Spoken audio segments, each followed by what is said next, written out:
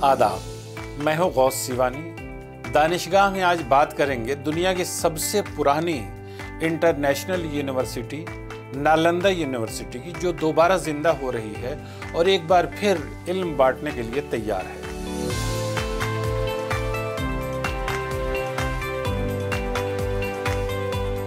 Nalanda university दुनिया की उन कदीम तरीन एकेडमिक्स में शुमार होती है जिन्होंने ह्यूमन सिविलाइजेशन, नॉलेज और विजडम के फ़रोग़ में नुमाया किरदार अदा किया। ये अजीम एकेडमिक इंस्टीट्यूशन बिहार के मौजूदा ज़िला नालंदा में वाक़ था। अब दोबारा इसे ज़िंदा करने की कोशिश की जा रही है। नालंदा यूनिवर्सिटी का शुमार हिंदुस्तान ही नहीं, पूरी दुनिया की पुरानी यूनिवर्सिटियों में होता है। नालंदा यूनिवर्सिटी की बुनियाद 5वीं सदी ईस्वी में गुप्त एम्पायर के दौर में रखी गई थी। राजा कुमारगुप्त को इसका फाउंडर माना जाता है, जबकि इसकी तरक्की में बाद के राजाओं का भी अच्छा खासा योगदान रहा। नालंदा यूनिवर्सिटी महज एक तालीमी इदारा नहीं थी, बल्कि एक अजीम इल्मी और रूहानी मरकज़ थी, जहाँ बुद्ध मत, Hindu philosophy, medicine, mathematics, astronomy, मंतिक और लैंग्वेज और लिटरेचर की आला तालीम दी जाती थी। ये यूनिवर्सिटी सदियों तक कायम रही और फिर तबाह हो गई थी। अब इसे दोबारा कायम किया गया है और यहाँ तालीम शुरू हो चुकी है। पुरानी नालंदा यूनिवर्सिटी में तालीम का मेयार इंतहाई बुलंद था। यहाँ एडमिशन लेना आसान न था, बल्कि तलबा को एग्ज़ाम और सख्त इंतखाबी मरहले से गुजरना पड़ता था। अंदाज़ा लगाया जाता है कि इसके उरूज के दौर में 10,000 स्टूडेंट्स और 2,000 टीचर्स यहाँ रहा करते थे। दुनिया के मुख्तलिफ हिस्सों, ख़ास तौर पर चीन, Tibet, Korea, Japan, Mongolia, Sri Lanka और दीगर एशियाई मुल्कों से स्टूडेंट्स यहाँ आते थे। यहाँ के प्रोफेसर्स में नागार्जुन, दीपांकर, श्री जन्यान और आर्यभट्ट जैसे बड़े नाम शामिल हैं।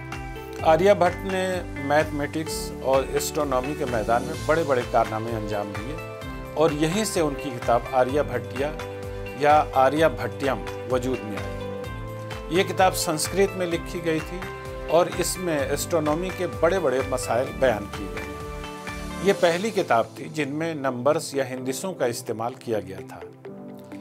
माना जाता है कि यह किताब सन 510 ईस्वी के आसपास लिखी गई थी। चीन के मशहूर ट्रैवलर हुआंगसांग और ई झेंग नालंदा आए और यहाँ कई साल तालीम हासिल की। हुआंगसांग ने अपनी याददाश्तों में नालंदा यूनिवर्सिटी को उस दौर का सबसे बड़ा एजुकेशनल सेंटर करार दिया। उसने लिखा है कि यहाँ लाइब्रेरी इतनी बड़ी थी कि इसमें लाखों नायाब किताबें महफूज थीं। कहा जाता है जब ये लाइब्रेरी तबाह की गई तो इसकी किताबें कई महीनों तक जलती रहीं। ये सानिहा दुनिया के इल्मी वर्से का सबसे बड़ा नुकसान माना जाता है। पुरानी नालंदा यूनिवर्सिटी के कुछ खंडर अब भी मौजूद हैं। नालंदा यूनिवर्सिटी की तारीखी अजमत को देखते हुए हिंदुस्तानी हुकूमत और कई एशियाई मुल्कों ने इसके अहया का फैसला किया।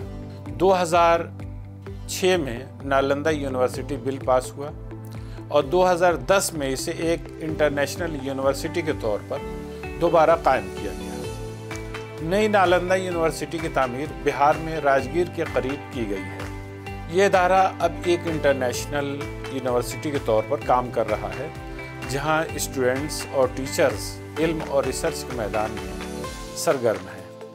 इसके क़याम में हिंदुस्तान के साथ साथ चीन, जापान, सिंगापुर, थाईलैंड और दूसरे कुछ मुल्कों ने भी मदद की है। नई नालंदा यूनिवर्सिटी में माहौलियाती उलूम यानी पर्यावरण, history, philosophy, Buddha studies, international relations और दूसरे मॉडर्न मज़ामीन की तालीम दी जा रही है। इसका मकसद सिर्फ गुज़रे ज़माना की अज़मत को ज़िंदा करना नहीं है, बल्कि मौजूदा दुनिया के तकाज़ों के मुताबिक रिसर्च और तालीम को फ़रोग़ देना है, आगे बढ़ाना है। नालंदा यूनिवर्सिटी इल्म और हिकमत की अलामत, इंसानी तहज़ीब का रोशन चिराग रही है।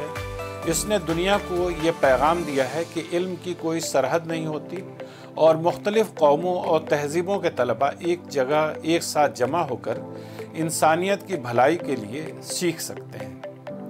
نالندہ آج بھی اس بات کی علامت ہے کہ علم اور ریسرچ کبھی فنا نہیں ہوتے، بلکہ ہر دور میں نئی شکل میں زندہ ہوتے آتے ہیں۔ دانشگاہ میں فی الحال یہیں تک، ہمیں اجازت دیجیے، تب تک کے لیے خدا حافظ۔